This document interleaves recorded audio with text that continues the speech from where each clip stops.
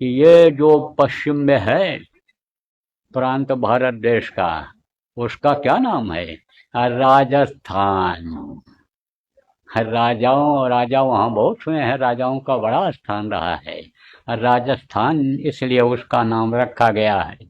वहाँ के लोगों को जगह जगह पर साधना शिविर लगवानी पड़ेगी, जगह जगह पर लगवाओ आप 3-3 दिन का। वहाँ पर नामधनी ज़्यादा करवाने पड़ेगा, क्योंकि वहाँ के लोगों को बचाना है, सत्संगियों को बचना है, अपने परिवार वालों को, रिश्तेदारों को बचाना है। और साथ ही में जिनके साथ व्यापार करते हो, जिनके साथ उठते बैठते हो, नौकरी करते हो, खेती में जिनकी ज़रूरत पड़ती है, ऐसे प्रेम मोहब्बत के लिए उठा बैठी करते हो, पड़ोसी हो, गांव के हो, बचाना उनको भी है। बचेंगे कैसे? उनके लिए पहले आफत आएगी, उनके लिए हवा जहरीली पहले हो जाएगी। और अगर आपने नहीं किया प्रेमियों, और लोग आपकी बात पर विश्वास नहीं किए, तो ऊंट के ऊपर सामान लाद लाद करके रातों रात गांव खाली करना पड़ेगा। बीमारियां बहुत फैल जाएंगी, हवा जहरीली हो जाएगी। कहाँ से यह हवा जहरीली होगी? वो जो जहरीली गैस आएगी उधर पश्चिम से, उधर से जो दक्षिण कोने से, उधर से जो आएगी, वो जगह जगह पर ऐसे बादल बन जाएंगे, मालूम पड़ेगा चकत्थे होते हैं। जैसे बादल जगह जगह पर होता है, चकत्थे चकत्थे ऐसे दिखाई पड़ते हैं, इस्पात दिखाई पड़ता है, ऐसे दिखाई पड़ेगा। और उसी से जहर नीचे बरसेगा। वो नीचे नहीं उतरेगा, लेकिन ऊपर से जो हवा है वो लाएगी। ऊपर से ओस और गर्मी जो ये होती है नीचे लाते हैं, आती है, उससे वो आएगा, फैल जाएगा। वो बहुत मरेंगे, लाशों पे लाशों का होगा नज़ारा। और सुनते तो जाओ संदेश हमारा। ये सबसे पहले राजस्थान में हमको मालूम हो रहा है, महसूस हो रहा है कि वहाँ से होगा, वहीं से शुरुआत होगी। और वो जहरीली हवा कहाँ तक जाएगी, वो जो आंधी आफत आएगा कहाँ तक जाएगा? वो जो मान लो दुश्मनी हो गई पड़ोसी देश से, और कीटाणु बम छोड़ेगा कि कीड़े आएंगे, वो काटेंगे, मरेंगे लोग, बीमारी फैलेगी, वो कहाँ तक जाएगी उसका कोई भरोसा नहीं है, कोई ठिकाना नहीं। लेकिन अगर ये सब करोगे आप, जो बताया है, नामधुनी करोगे, करवाओगे, और सुमिरन ध्यान भजन करवाओगे, लोगों को रोज करेंगे, साधना शिविर अगर लगाओगे, तो गुरु के पास मारने वालों से बचाने का ज्यादा दांव है।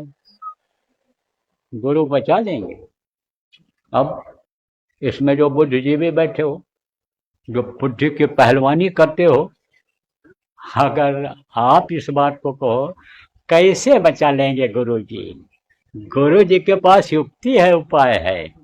वो जो कीटाणुओं को लाएगा, वो जो जहर को उधर से लाएगा, वो कौन लाएगा?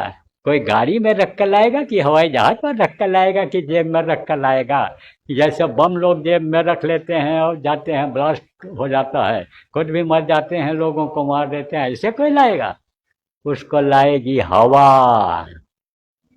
अब हवा अगर तेजी से चली उधर की पश्चिम की हवा, और लाया जल्दी फैलाने लग गई, गुरु पूरब की आंधी चला देंगे, और फिर वो वापस होकर उन्हीं के पास पहुंच जाएगा। जो बुरा चाहता है दूसरे का, वही उसमें फंस जाएगा, अपने ही बनाए हुए जाल में फंस जाएगा। तो गुरु को के पास बचाने का बहुत ही समझो कि बड़ा दांव है। ऐसे प्रेमियों बचाते रहेंगे। बहुत से लोगों को अनुभव, पुराने लोगों को है, कि जब देख लिया बचत का कोई उपाय नहीं है, और गुरु को याद किया, तो गुरु ने बचा लिया। लेकिन गुरु पर विश्वास होना चाहिए। शर्मत ने देखो, दूसरे का हाथ पकड़ा, किसी का हाथ नहीं पकड़ा, और गुरु का हाथ जब देखा कि गुरु का हाथ दिखाई पड़ रहा है, हाथ तो पकड़ लिया था।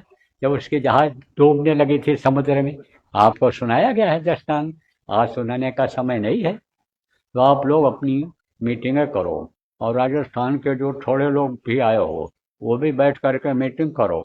उसके बाद जाओ तब वहाँ मीटिंग करो आप। और फिर ऑनलाइन और ये सब भी होता है, आप उस तरह से आप करो और जल्दी से जल्दी ये शुरुआत कर दो।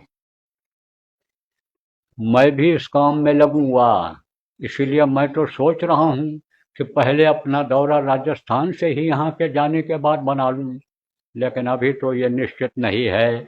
अभी तो यह कार्यक्रम समाप्त हो जाए और यहाँ का जो जरूरी काम है वो निपट जाए, तब कार्यक्रम बनाऊंगा। लेकिन उसके पहले शुरुआत हो जाए आपका ये नामधुनी का। और समझो जहाँ साधना शिविर नहीं लग सकती है, वहाँ नामधुनी का हो जाए। कोशिश ये करो गांव गांव में नामधुनी होने लग जाए, इस तरह से कोशिश करो। या आप चालू करा दो उधर राजस्थान में, शुरू करो उधर से। कहाँ से? पश्चिम से शुरू करो, उधर से बॉर्डर एरिया से, और फिर इधर आप समझो कि योजना बनाते हुए और मीटिंग करते हुए और सेट करते हुए आप यहाँ इधर चले आओ, इधर पूरब तक चले आओ, चारों तरफ समझो जरूरत है इस समय पर। अब आप ये सोचो कि हम तो उधर असम में रहते हैं, मेघालय में रहते हैं, जब ये कीड़े वहाँ पहुँचेंगे तब तभी हो पाएगा। जब यह हवा जहरीली हो जाएगी तभी तो हम मरेंगे। अरे किधर से आ जाए कोई भरोसा है? कहाँ की हवा जहरीली हो जाए? हवा कैसे जहरीली होती है? विष कैसे फैलता है? ये जो बम गिर रहे हैं, ये जो धड़ाधड़ धमाका हो रहा है, ये जो धरती फट रही है और उससे वो ज्वाला निकल रही है, उससे होता है ये। जैसे आप ये समझो धुआं यहाँ सब फैल जाता है, नाक में भर जाता है, दिल्ली में जैसे लॉकडाउन लग जाता है, वो आप समझो कि ग्रैब क्या कहते हैं उसको, वो लग जाता है। कोई निर्माण नहीं हो सकता, कोई गाड़ी इसमें डीजल वाली नहीं आ सकती, नहीं चल सकती है। ऐसे ऐसे हो जाता है, ऐसे ही दूषित हवा हो जाती है। कोर्ट को निर्णय लेना पड़ा कि इसका उपाय निकालो आप। तो अब आप ये समझो कि जीना मुश्किल हो जाएगा।